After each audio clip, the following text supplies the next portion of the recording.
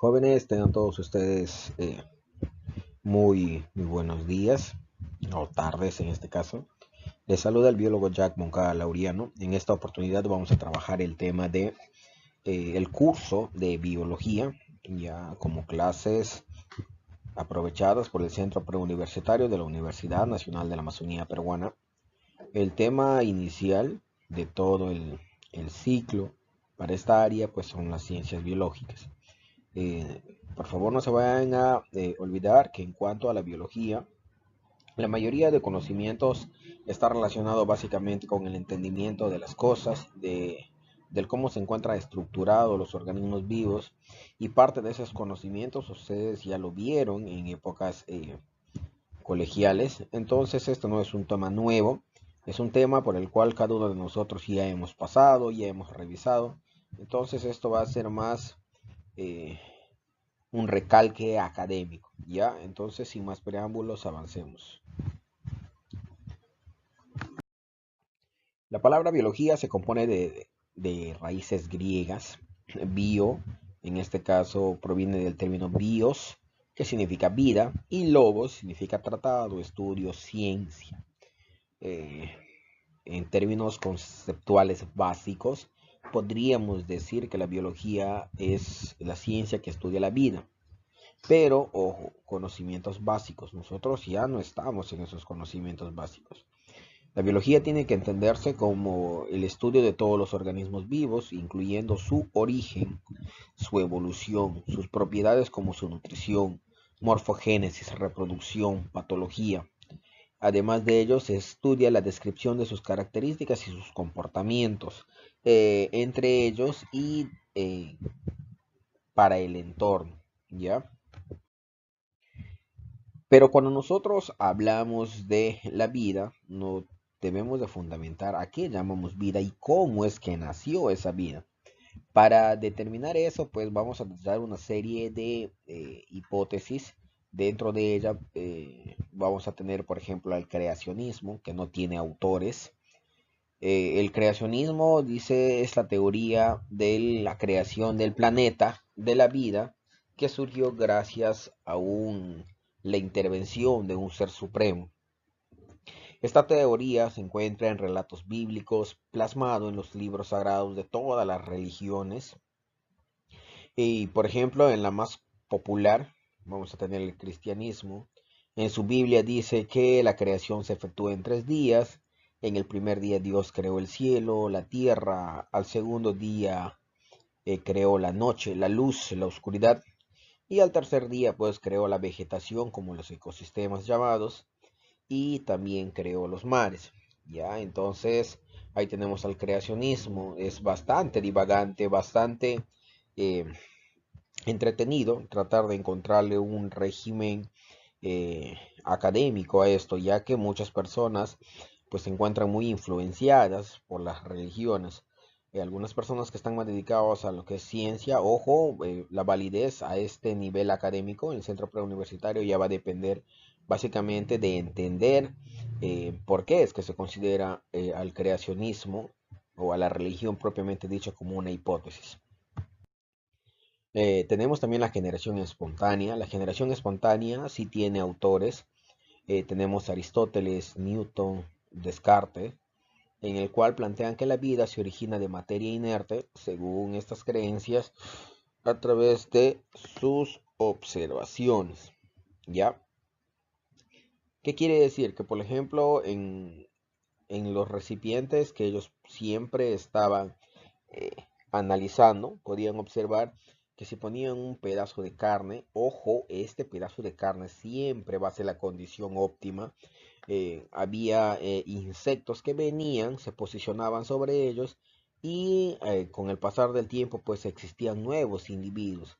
En aquel entonces quizás no existía información concreta que permitía descubrir cuáles son aquellos indicios sobre la metamorfosis de las moscas. ¿Ya? Y para contrarrestar este experimento, ellos lo que hacían era tapar el recipiente. Y lógico, ¿no? A estas alturas podemos entender que no existía la materia orgánica, el ente, el vector para que estos puedan reproducirse. De esta manera se crea el conocimiento de la generación espontánea. Otra teoría de el origen de la vida sobre la Tierra, por ejemplo, es panspermia, o también llamado origen extraterrestre. Acá tenemos a Richter, que apoya junto con Hoyle y a Arrhenius esta hipótesis, ¿no es cierto? Acá también vamos a tener, por ejemplo, ahora está bastante difundido ciertos programas de televisión y ciertos canales que apoyan la panspermia.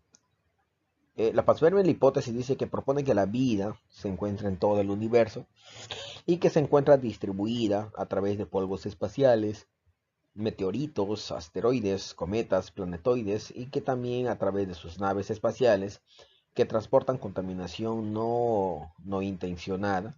Y estos microorganismos que llegan de manera accidental son los encargados de generar la vida de manera secuencial, ¿es cierto? Esta distribución, dice, puede haber ocurrido abarcando galaxias y no puede estar restringida a una escala limitada por los sistemas solares.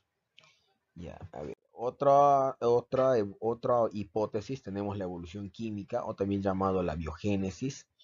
En este caso tenemos a Oparin y a Haldane, que admiten que la atmósfera primitiva de la Tierra estaba constituida, cierto, por una mezcla de gases, ricas en hidrógeno y pobres en oxígeno. Estas características de esos elementos químicos pues permitía que dichos elementos formen moléculas simples y a partir de ella se daba la asociación entre ellas para formar estructuras más complejas. Y estas estructuras complejas son aquellos que permitían que los organismos vivos puedan desarrollarse. Uno de estos primeros elementos químicos o macromoléculas creadas, por ejemplo, son los aminoácidos, ya que son principios proteicos. ¿Ya? Y estos pues eran aquellos capaces de dar a polímeros más complejos y es más o menos como se originó la vida. En cuanto a la cronología de los cimientos que permitieron el estudio de la biología, o vamos a tener en este caso que no tiene nada que ver con las religiones, porque antes incluso de que se ponga el hito histórico, tenemos a grandes pensadores como Hipócrates, Aristóteles, Teofrasto, que son aquellos personajes quienes dieron cimiento a la ciencia misma. Por ejemplo, Hipócrates, estamos hablando de 460 años antes del nacimiento de Cristo. Hipócrates considerado el padre de la medicina. Estudió plantas con fines médicos. Y acá pues vamos a tener al famoso Corpus Hippocratium. Ya es una de las literaturas más antiguas de la anatomía. No se olviden que Hipócrates es considerado como el padre de la anatomía. Luego tenemos a Aristóteles. Aristóteles en este caso también es considerado padre de una de las ciencias más grandes que va a existir, que es la biología, ya que elaboró el primer sistema de clasificación de los organismos vivos. Ya, lógicamente estamos hablando de mucho tiempo atrás. También tenemos a Teofrasto. En este caso, Teofrasto es el padre de la botánica, también por sus primeras publicaciones de un sistema de clasificación de plantas. Lógicamente es muy ambiguo, ¿no es cierto? Luego veníamos ya a épocas después del nacimiento de Cristo, 130 años después. Tenemos a Galeno, ya que practicó la disección en animales. Tenemos a Andrés Besalio, el padre de la anatomía moderna, quien realizó, dice, estudios en cadáveres.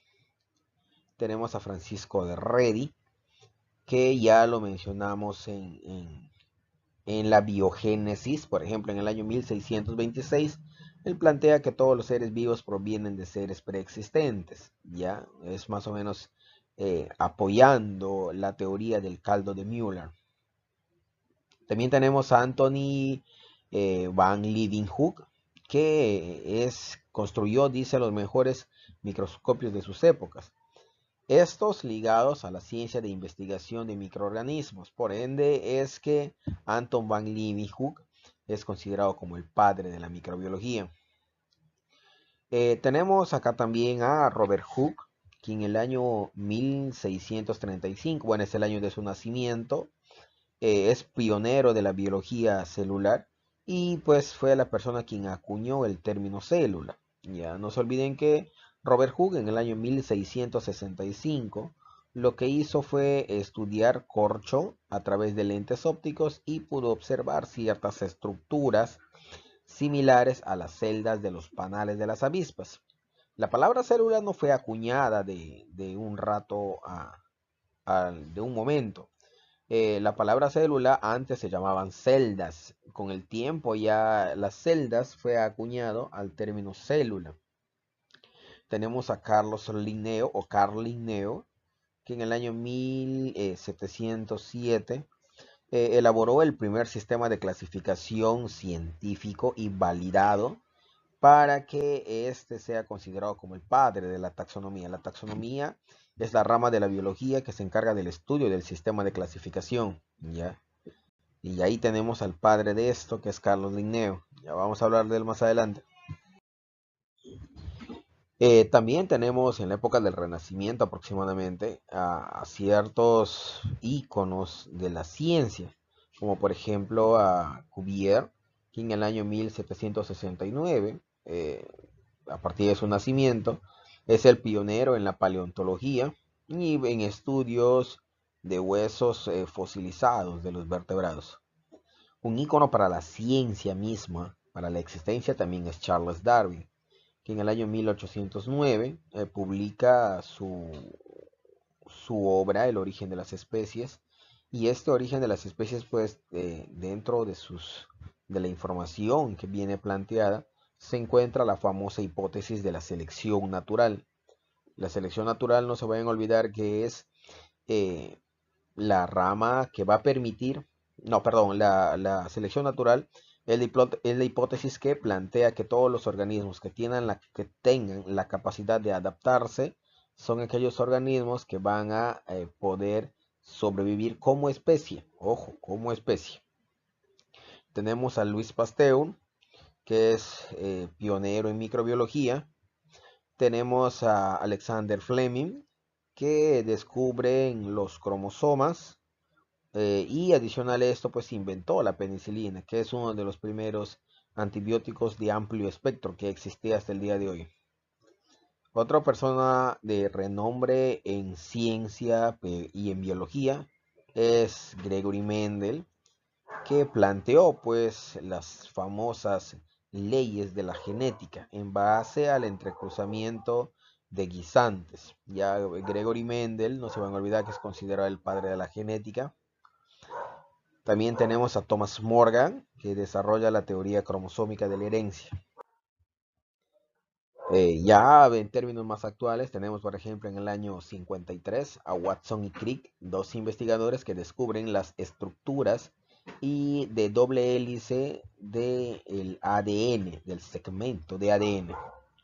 También tenemos en el 59 para 60, Whittaker propuso el esquema de clasificación de los 5 reinos. Gracias a Whittaker es que por lo menos nosotros ahora consideramos al reino monera, protista, fungi, animal y vegetal.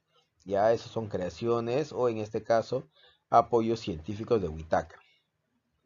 Tenemos a Campbell, que en el año 1996 fue el primer científico en realizar una clonación al 100% de la famosa y también ya muerta oveja Dolly. ¿Qué más? Ahora, cuando nosotros hablamos de ciencia, ya hemos fundamentado los principales, ojo, no son todos, son cientos, miles de personas quienes colaboraron para que nosotros entendamos hoy en día a qué llamamos ciencias biológicas. ¿A qué llamamos ciencia? La ciencia es un conjunto de métodos que permite generar información verídica a través pues, de uno de los protocolos más conocidos que va a existir.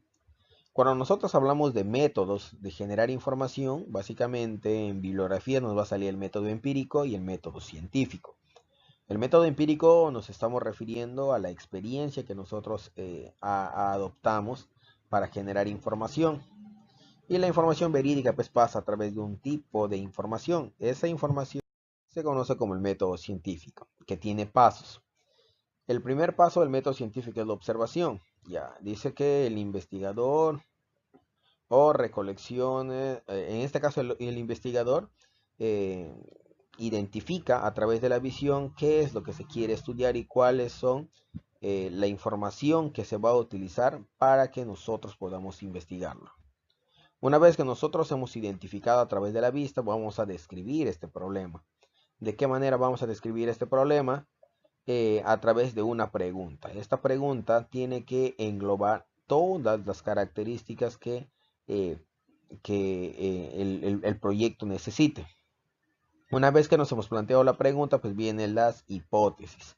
Las hipótesis en este caso vendrían a ser todas las posibles respuestas. Ya, las hipótesis vendrían a ser todas las posibles respuestas de, de la pregunta planteada.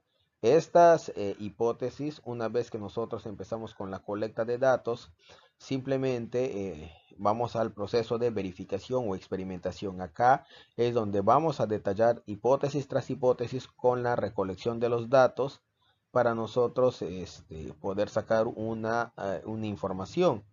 Una vez que se han generado los datos y se han experimentado, se va a refutar las hipótesis. Ojo, una pregunta, varias respuestas. De esas respuestas vamos a ver cuál de ellas es la adecuada para que nosotros podamos refutar, ¿no es cierto? Y una vez que refutamos las hipótesis, vamos a llegar a una conclusión. Esta conclusión indica el por qué los resultados y las teorías pueden surgir a partir de ellos. También tenemos, por ejemplo, a otro tipo de gusano, los gusanos planos, que son los platelmintos, que son estudiados pues, básicamente por la platelmintología, ¿no es cierto? Aquí vamos a tener acá, por ejemplo, en platelmintos,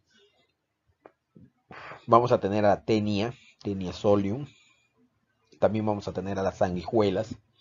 Nosotros a las sanguijuelas como animales comunes los llamamos cayo, si más no me equivoco. También tenemos, por ejemplo, la carcinología. La carcinología estudia todos esos organismos que tienen estructuras eh, endurecidas en la parte externa y las vísceras dentro. Como por ejemplo los crustáceos. Acá tenemos al camarón, al cangrejo, entre otros. ¿Ya? ¿Qué más? Tenemos, por ejemplo, a la malacología, que estudia los moluscos. Llámese moluscos, conchas, churos, entre otros.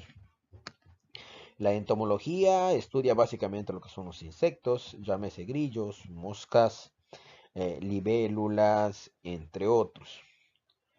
¿Por qué es que existe una separación dentro de esto? Porque acá vamos a tener el estudio pues de dos grupos muy separados.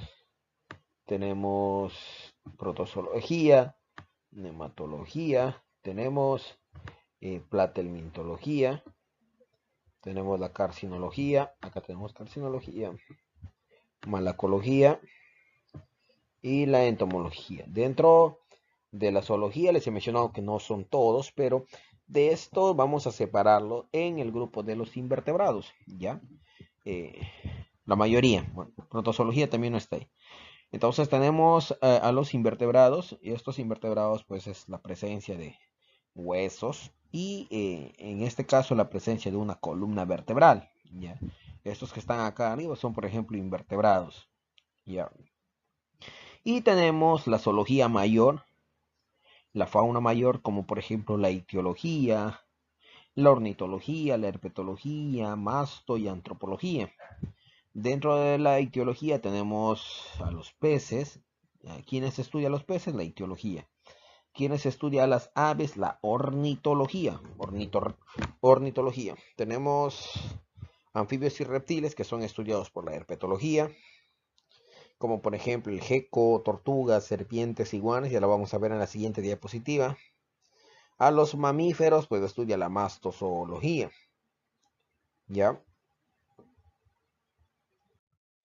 ¿Cómo podemos ver esto acá, el tema de los vertebrados? Acá tenemos mamíferos, aves, peces, reptiles y anfibios. Acá tenemos a los mamíferos, como por ejemplo los osos, tigres. Adicional a ello también tenemos a las ballenas, que son mamíferos acuáticos. Tenemos aves como la cacatúa, tenemos el pavo real, picaflor, peces, como por ejemplo el pez bonito, tenemos los tiburones y el pez león. Y dentro de los anfibios y reptiles que les he mencionado, que es estudiado por la herpetología, herpeto, tenemos acá ranas, tenemos iguanas, tenemos quelonios, que vienen a ser las tortugas, tenemos lagartos, tenemos víboras, entre otros. Ya, eso es muy importante. Repetimos: mamífero, mastozoología; aves, ornitología; peces, ictiología; reptiles y anfibios, la herpetología. También vamos a tener acá los invertebrados. Ya, como les había mencionado, los invertebrados básicamente no tienen vértebras, ya no tienen huesos. Tenemos a los artrópodos, que son organismos que presentan un exoesqueleto, o sea, quiere decir que el esqueleto está afuera, no como en el caso de nosotros, que el esqueleto es interno. Estos artrópodos quiere decir cuerpo articulado, eso significa artrópodo. Tenemos también los moluscos, tenemos gusanos, tenemos los animales invertebrados, como los equinodermos, o también llamados las estrellas de mar. Tenemos las medusas y también tenemos las esponjas. Dentro de la botánica vamos a tener a dos grandes grupos. Ya, estos son seres autótrofos. Dice, autótrofo significa que tienen la capacidad de generar sus propios alimentos. Así está en los libros básicos. A partir de ahora sería bueno que se acostumbren a escuchar que un organismo autótrofo es aquel organismo que tiene la capacidad de generar materia orgánica a partir de materia inorgánica a través de su proceso metabólico. Y ese proceso metabólico de las plantas se llama fotosíntesis. Tenemos dos grandes grupos dentro de la botánica: las plantas criptógamas, ojo, plantas criptógamas y plantas fanerógamas. ¿Quién estudia las plantas criptógamas? La criptogamia. ¿Quién estudia las plantas fanerógamas? La fanerogamia. ¿Cómo sabemos que es una planta criptógama? Porque son plantas inferiores. ¿Por qué son plantas inferiores? Porque no presentan raíz, tallo, hoja. Y las fanerogamias pues son todas aquellas que presentan raíz, tallo y hoja. Las fanerogamias son las que tienen casi a nivel mundial cubierto. Tenemos, por ejemplo, musgos, helechos, algas. Los musgos son briófitas y quien se encarga del estudio de las briófitas es la briología. Los helechos son pteridofitas y quien se encarga de estudiar las pteridofitas es la pteridología. Musgos, los vamos a encontrar, por ejemplo, aquí en la imagen podemos ver musgos. Son estas estructuras que vemos acá, que las podemos encontrar encima de las piedras o a manera de alfombras en el piso. Y ya tenemos la pteridología, que son los helechos. Acá tenemos un helecho bastante común. Esto, por ejemplo, sirve incluso como ornamento en los adornos de los sepelios. Y tenemos la ficología, que son algas básicamente subacuáticas. La fanerogamia ya son plantas superiores, ya tienen tallos, ya son absolutamente grandes. Son aquellos que van a estudiar las gimnospermas y las angiospermas. Ya dentro de la fanerogamia hay dos. A ver, si vemos desde el punto de vista de la terminología, tenemos esperma en ambos. Esperma es semilla, gimno libre, angio cubierta. Ahí está, simplemente. Esperma, semillas libres y semillas descubiertas. Si bien es cierto, la fanerogamia son plantas superiores, ambas tienen, tanto gimno y angiospermas tienen flores y semillas, pero en este caso, en el caso de las gimnospermas, las semillas están desnudas. ¿Qué quiere decir? Que las semillas capaces de generar otra planta no se encuentran cubiertos por un fruto. En cambio, las angiospermas sí vamos a tener a las semillas, pero estas semillas se encuentran dentro de un fruto, como por ejemplo aguaje, por ejemplo las principales frutas que nosotros comemos, el mango, todas estas son plantas angiospermas porque están cubiertas por esta estructura. El pijuayo también, por ejemplo, es una planta angiosperma, ¿ya? Acá, por ejemplo, tenemos más plantas angiospermas, plantas de gran tamaño, con características ramas y sobre todo que presentan flores. Si presenta flores, básicamente ya estamos hablando de una planta fanerógama. También tenemos a la microbiología. La microbiología dice, estudia todos los microorganismos, llámese bacterias, hongos y virus. Quienes estudian las bacterias, bacteriología. Quienes estudian a los hongos, la micología. Quienes estudian a los virus, virología.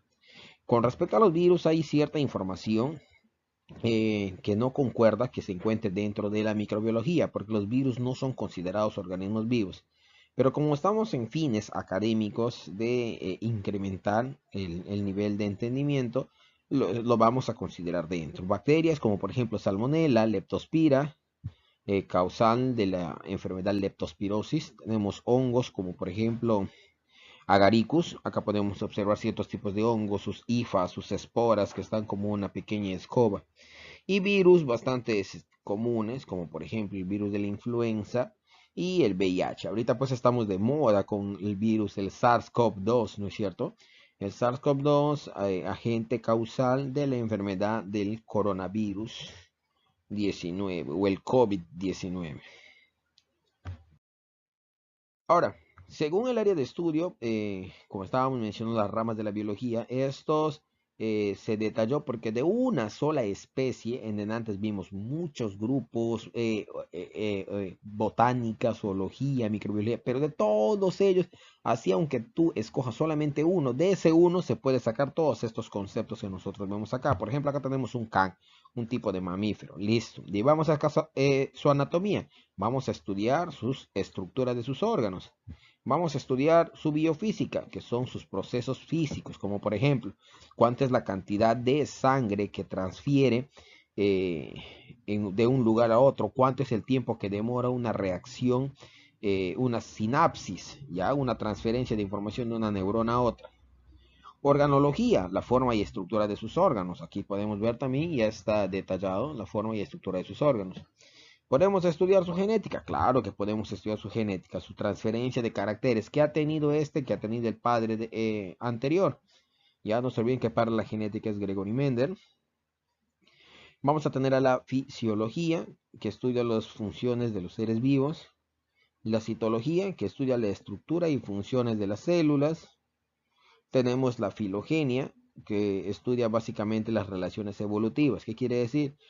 Durante el periodo de la existencia de una especie vamos a ir viendo con qué especie se relaciona y cuál es ese tipo de relación que va a tener, si son parásitos, si son mutuales, si son comensales o cosas por el estilo. La ontogenia estudia el origen y el desarrollo de un individuo. Si hablamos de un can, básicamente vamos a hablar desde su fecundación hasta el momento que empieza a generar sus tejidos y sus órganos. Tenemos la histología, que estudia las estructuras de los tejidos. Paleontología, que estudia los restos fósiles, y eso se sabe, es bastante común. Etología, estudia el comportamiento de un animal. ¿Ya? La etología estudia el comportamiento animal. La ecología estudia la relación de los organismos con su medio. ¿Qué estudia la ecología? Básicamente el por qué existe un organismo dentro de cierto espacio geográfico. Taxonomía también lo mismo, ya lo vimos, estudia la nomenclatura de los seres vivos, el sistema de clasificación de los seres vivos, y tenemos como máximo representante pues a Carl Linneo, ¿verdad? Bioquímica estudia la composición química de la materia, y la biogeografía estudia la distribución, biogeografía. ¿Ya? Entonces, todo este tipo de información básicamente refiere a los conceptos y de organización de las ciencias biológicas. No se vayan a olvidar que para el estudio de las ciencias biológicas hace falta un profesional bastante competitivo, que en este caso vendrían a ser los biólogos, ¿ya? Los biólogos son aquellos encargados de estudiar la manifestación de la biología en sus distintos campos. Con ustedes les agradezco que me hayan prestado su atención ante todo esto. Y pues espero que hayan entendido todo, y si en caso tienen dudas, por favor al profesor de turno, al quien está con ustedes ahora, pueden pedirle que les explique algún detalle que se me pasó en el video. Entonces les repito, jóvenes, muy buenos días o muy buenas tardes o buenas noches en este caso.